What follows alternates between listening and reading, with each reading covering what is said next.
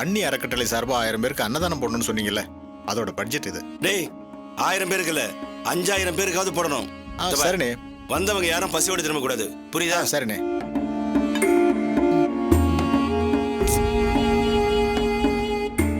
ஏன் குமாரு, நீ உண்மையிலேயே ஜெகன் நாயக் மேல பாசம் வச்சிருக்கியா இல்ல ஊர் உலகத்துக்காக நடிக்கிறியா?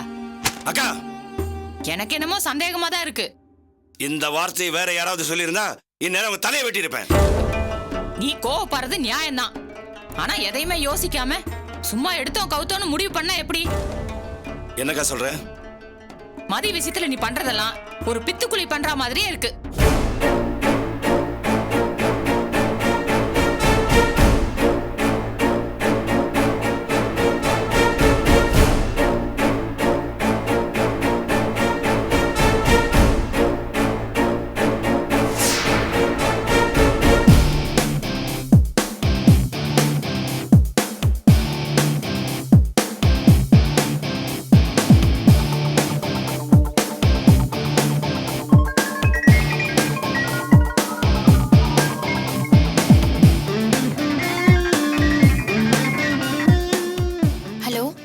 மதிக்கு சுத்தமா என் பையனை பிடிக்கல. அவ நாடகம் ஆடுறா. அது தெரியாம நீ எதோ பேசிக்கிட்டு இருக்க. என்னக்கா சொல்ற? ஆமா, எங்க கிட்ட பேசும்போது மட்டும் புலி மாதிரி உரும்பு. மதிய பார்த்த உடனே மியாவ் மியாவ்னு. டேய் சும்மா இருடா. என் தம்பிக்கு முகத்துக்கு நேரா பேசுறவங்கள, அதுவும் நியாயமா பேசுறவங்கள ரொம்ப பிடிக்கும். பாத்தியா பாத்தியா, சும்மா ஏப்ப சாப்ப குமார் இல்லடா, டிரைனேஜ் குமார். மாமா, டைனோசர் குமார தான் அவசரத்துல வாய் தவறி சொல்லிட்டாங்க. ஆமா தம்பி. அக்கா, நீ சொல்ல வரத சொல்லு. அவ எப்பவுமே சோமுவ கூட கூட்டிட்டு போகணும்னு நினைக்கவே மாட்டேங்கிறா. அத நீ கவனிச்சியா?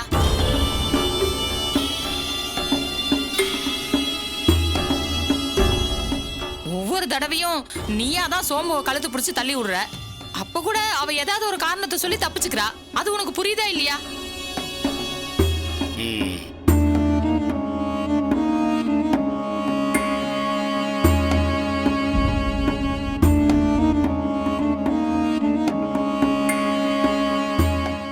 நீ இவனை கூட போ சொன்ன பாத்தியா, அவ வேணான்னு சொல்லிட்டா.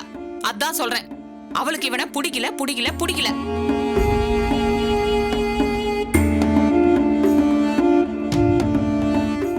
எங்க மேல காட்டுற மாதிரிதான் நீ மதி மேல உண்மையா பாசத்தை காட்டுற. ஆனா அவ உன் மேல பாசத்தை காட்டல தம்பி. அத பச்சை புள்ள கூட கண்டுபிடிச்சிரும். நீ ஏன் இப்படி நம்புற குமாரு?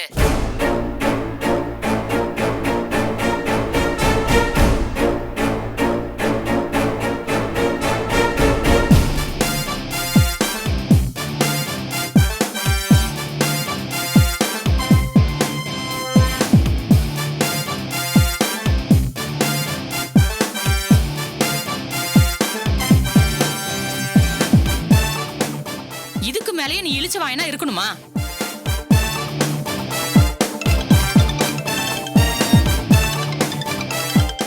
மதிதான் கூப்பிடுது.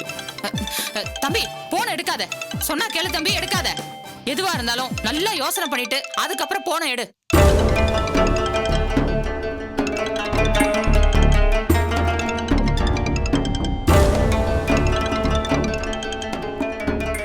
ஹலோ அப்பா, நான் ரொம்ப நேரமா ட்ரை பண்ணிட்டு இருக்கேன். ஆனா நம்பர் நாட் ரீச்சபிள்னே வருது. சொல்லு, என்ன விஷயம்? கோவமா இருக்கீங்க போல இருக்கு. இல்ல, சொல்லு. சாரிப்பா, முதல்ல நீங்க ஒன்னு சொல்லி நான் அதை மீற வேண்டியதா போச்சு. என் வீட்டுக்காரர நான் ஏன் எங்க வீட்டுக்கு கூட்டிட்டு போலன்னு தெரியுமா? அவரு வேலை வெட்டி இல்லாம இருக்காராம். என் தங்கச்சி கூட அவரை மதிக்கவே மாட்டேங்கிறா.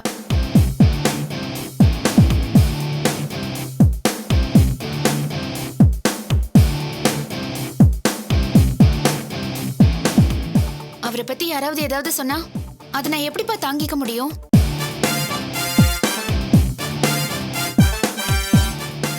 நான் அவரை திட்டலாம், ஏன் அடிக்க கூட செய்யலாம். அவர் கூட என்ன அடிக்கலாம். ஆனா எங்க வீட்டுல இருக்கிறவங்க கேவலமா பேசினா எப்படிப்பா என்னால தாங்கிக்க முடியும்?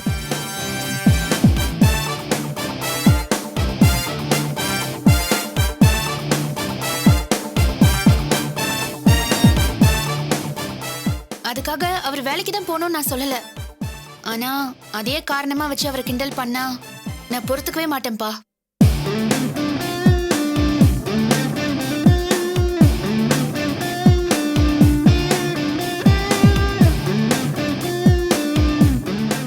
நீங்களே அவரை கேளுங்க, சூர்யா அவரை கிண்டல் பண்ணாலா இல்லையான்னு.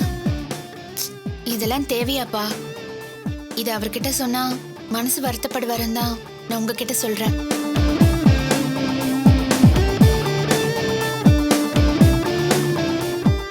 அந்த மனசு நோகாம நீங்க தான் அவருக்கு எடுத்து சொல்லணும். சரிம்மா, நீ போனை வை, நான் பாத்துக்கிறேன். சரிங்கப்பா.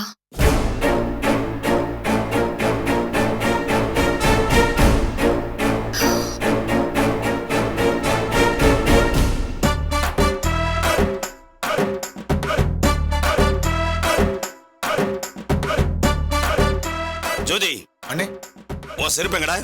வாசல்ல இருக்குண்ணே.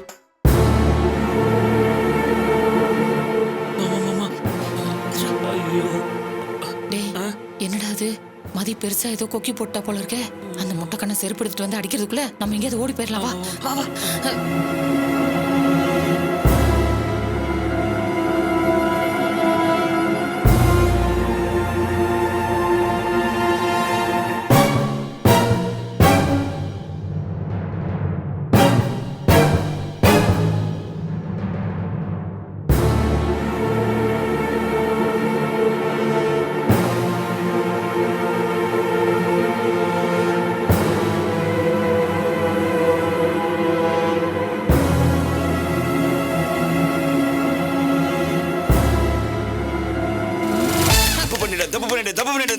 தப்பு பண்ணிட்டேன்.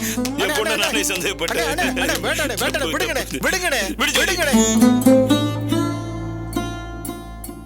மதி யாருடா? அண்ணே, உங்க வளர்ப்பு பொண்ணுனே. தாய்ப்பாலை விட சுத்தமானவ. இதான் உங்களுக்கு கொடுக்கிற கடைசி எச்சரிக்கை.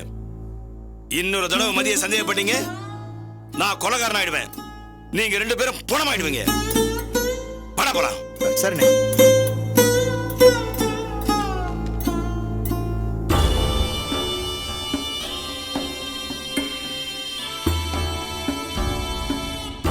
என்ன சோமு, நாம ஒரு பக்கம் வண்டி ஓட்டினா அந்த மதி வேற ஒரு பக்கம் திருப்பி விட்டுறாள. இது ரொம்ப முக்கியம். இப்போ ஏமா அவ மாமா கிட்ட அப்படி என்னமா சொல்லிருப்பா? ஆமா, அது பெரிய சிதம்பர ரகசியம். அவ ஒரு இத்து போனவ, இவன் ஒரு எடுபட்ட பையன். அப்ப ஒண்ணும் இல்லங்கிறியா?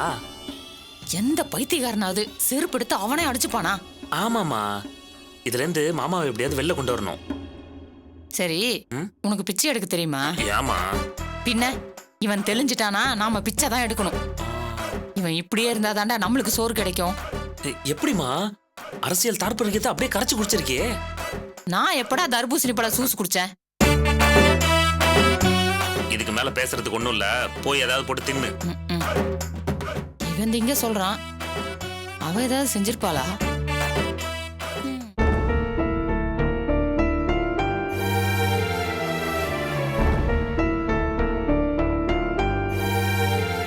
திவ்யா, ரிப்போர்ட் வாங்குறதுக்கு இன்னைக்கு ஹாஸ்பிட்டலுக்கு போனோம்ல? ஞாபகம் இருந்தா சரி. இல்ல இந்த குழந்தை வேண்டானா இப்பவே சொல்லிடுங்க. ஏன் இப்படிலாம் பேசுற? இதை பாருங்க, உங்ககிட்ட நான் சண்டை எல்லாம் போட முடியாது. நம்பி நம்பி ஏமாந்ததெல்லாம் போதும். இனிமேலாவது நான் உண்டு, என் வேலை உண்டு இருந்துட்டு போறேன். நான் தான் நீ சொல்றதெல்லாம் கேட்கறேன்னு சத்தியமே பண்ணிட்டேன்ல. உங்க சத்தியத்தை கொண்டு போய் குப்பையில தான் போடணும். ப்ளீஸ் திவ்யா, புரிஞ்சுக்க. எனக்கு ஹஸ்பண்டா மட்டும் இருக்கீங்கன்னு என்னைக்கு எனக்கு தோணுதோ அன்னைக்கு நான் உங்களை புரிஞ்சுக்கிறேன். அதுக்கப்புறம் உங்க பேச்சு கேட்டு நடக்கிறேன். இங்க பாருங்க, இன்னைக்கு ஹாஸ்பிட்டல் போய் ரிப்போர்ட் வாங்கிட்டு வரணும். முடிஞ்சா வாங்கிட்டு வாங்க, இல்லைனாலும் பரவாயில்ல.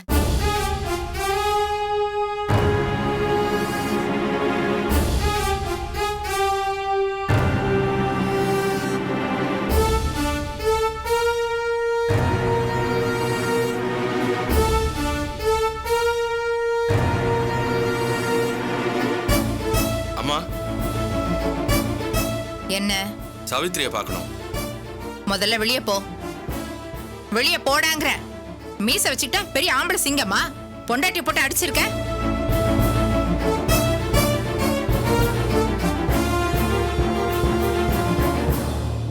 ஒரு பொம்பளை கிட்ட போய் உன் வீரத்தை காமிக்கிற? நீ எல்லாம் ஒரு ஆம்பளை. நீ அடிச்சு விளையாடுறதுக்கு பொண்டாட்டி ஒன்னும் பொம்மை இல்ல.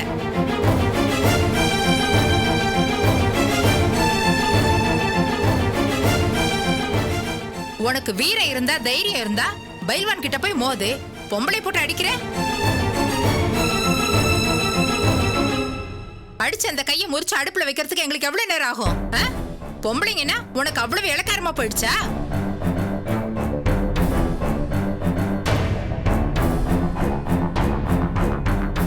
இந்த பார், இப்படியேதான் நடக்கும். நாம சொல்றதுக்கெல்லாம் பயந்து அடி பணிஞ்சு போயிடுவாங்கன்னு தயவு செஞ்சு நினைக்காத.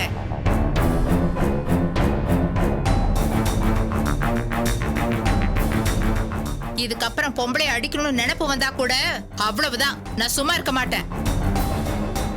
ஆம்பளை பொம்பளை அடிக்கிறதெல்லாம் ஒண்ணும் இல்ல. ஆனா பொம்பளை கையால நீ அடி வாங்கின, அதுக்கப்புறம் அதை விட உனக்கு பெரிய அவமானம் எதுவும் இல்ல.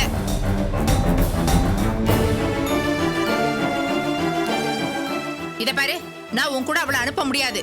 போ, போய் உன் கையாலே 10 நாளைக்கு சோறாக்கி தின்னு. அப்பதான் உனக்கு எல்லாம் புத்தி வரும். இல்லம்மா, மன்னிச்சிடுங்கம்மா. ஒரு வாட்டி பார்த்துட்டு போயிடுறேம்மா. போன்னு சொல்றேன்ல. பொண்டாட்டி அடிக்கும் போது இதெல்லாம் நினைக்கிறது இல்லையா? அவன உனக்கு கிள்ளுக்கிறியா? பொண்டாட்டி போட்டு அடிச்சுட்டா நீ என்ன பெரிய ஆம்பளையா? போடா, அப்பதான் உனக்கு சாவித்திரியோட அருமை தெரியும். இனிமேல் இந்த மாதிரி பண்ண மாட்டேம்மா. போன்னு சொல்றேன்ல, சும்மா திரும்ப சொல்லிட்டு கிளம்பு. அம்மா, முதல்ல வெளியே போ, அப்பதான் உனக்கு புத்தி வரும். போன்னு சொல்றேன்ல, வெளியே போ.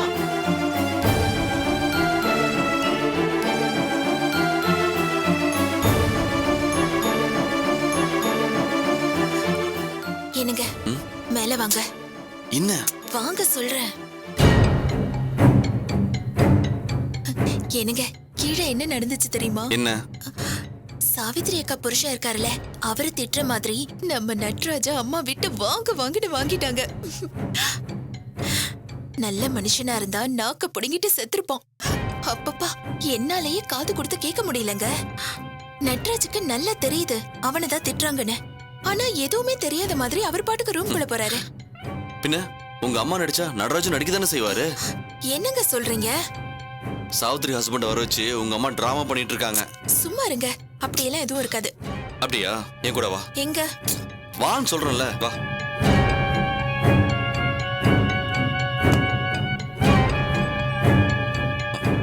வா. எங்கங்க?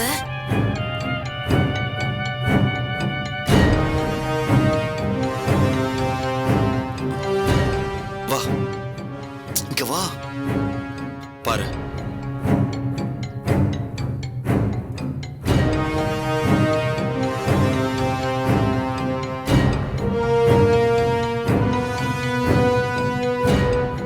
என் மாப்பிள்ளை திட்டின மாதிரி உன்னை ரொம்ப திட்டேன். தயவு செஞ்சு அதெல்லாம் நீ எதையும் மனசுல வச்சுக்காத. பரவாயில்லைங்கம்மா. இத வச்சுக்க. ரொம்ப நன்றிங்கம்மா. சரி, நான் வரேம்மா. வா.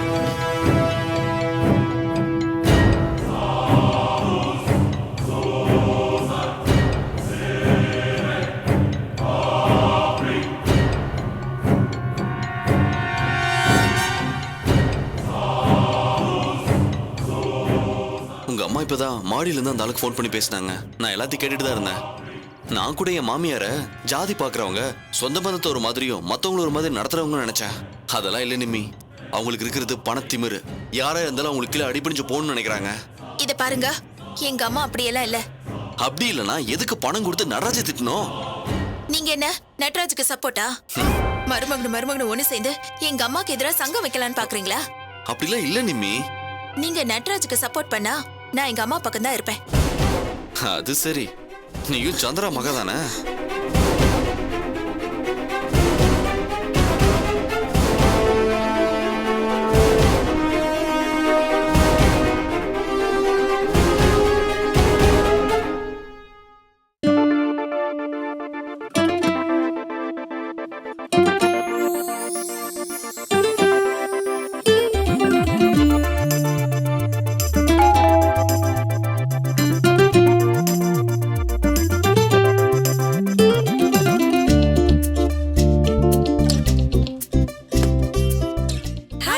ஆமா கவிதா, என்னடா இன்னும் காணுமே நினைச்சிட்டே இருந்தேன். வா வா வா வா.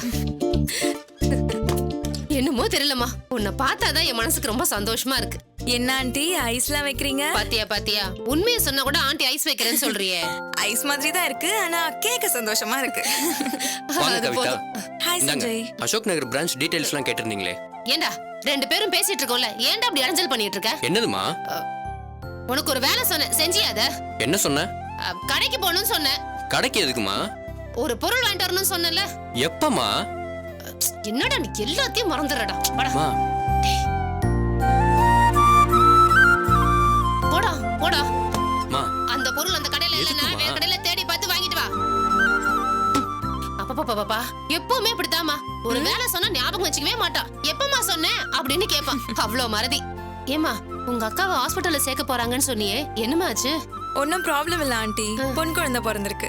அப்படியா? சாரி ஆண்டி, ஹாஸ்பிட்டல்ல இருந்து நேரா இங்க வந்ததால எதுவும் வாங்கிட்டு வர முடியல. நெக்ஸ்ட் டைம் வரும்போது கண்டிப்பா ஸ்வீட் வாங்கிட்டு வரேன். பரவாயில்ல, நீ ஸ்வீட் வாங்கிட்டு வரல என்ன, ஆண்டி உனக்கு ஸ்வீட் செஞ்சு தரேன். வா, உன்கிட்ட ஒரு விஷயம் பேசணும். இப்போதைக்கு இந்த ஃபைல் இதெல்லாம் அப்புறம் பாத்துக்கலாம். வா ஆண்டி. என்ன விஷயம் ஆண்டி? சொல்றேன் வா. ஏன் சொல்றேன், வா இப்படி உட்கார். இங்கதான் யார் தொந்தரவும் இருக்காது, உட்கார். ஆமா, நித்யா எங்க ஆண்டி? அவ குளிச்சிட்டு இருக்கா. ஆமா, என்ன சாப்பிடுற? Tea coffee? இல்ல, எதுவும் வேண்டாம் ஆண்டி. சரி, ஆண்டி இன்னும் கொஞ்ச நேரத்துல சமைச்சு முடிச்சிருவேன், சாப்பிட்டே போயிடலாம். சரியா? என்னமோ பேசணும்னு சொன்னீங்களா ஆண்டி? ஒண்ணு இல்லம்மா, சும்மாதான்.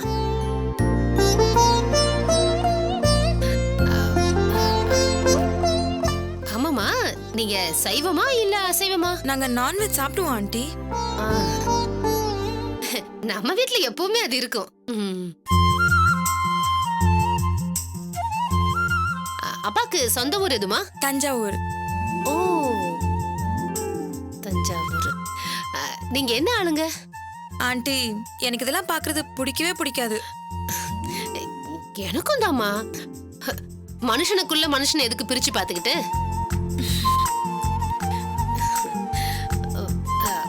அப்பா என்னவா இருக்காருமா? செக்ரட்டரியேட்ல ஒர்க் பண்றாரு ஆண்டி, பெரிய போஸ்ட். ஓ, இருக்கட்டும் இருக்கட்டும், நல்ல விஷயம்தான். ஆமா கவிதா, எங்க வீட்ல எல்லாரையும் பார்த்தா உனக்கு என்ன தோணுது? என்னங்க ஆண்டி திடீர்னு இப்படி எல்லாம் கேக்குறீங்க? அட, மனசுல பட்டதை சொல்லுமா, நான் எதுவும் தப்பா நினைச்சுக்க மாட்டேன். உண்மையா நல்ல குடும்பமா, எல்லாரும் ஃப்ரெண்ட்லியா இருக்கீங்க, அஃபெக்ஷனா இருக்கீங்க. எல்லாம் இருந்தும் வசதி வாய்ப்பு இல்லையேம்மா. ஏன் ஆண்டி, நீங்க நல்ல வசதியோட தானே இருக்கீங்க? இதெல்லாம் சும்மாமா. நாங்க ஜமீன் கணக்கா இருந்தோம். எல்லாத்தையும் என் வீட்டுக்காரோட அண்ணன் பொண்டாட்டி தான் அழிச்சு குட்டிச்சவராக்கிட்டான்.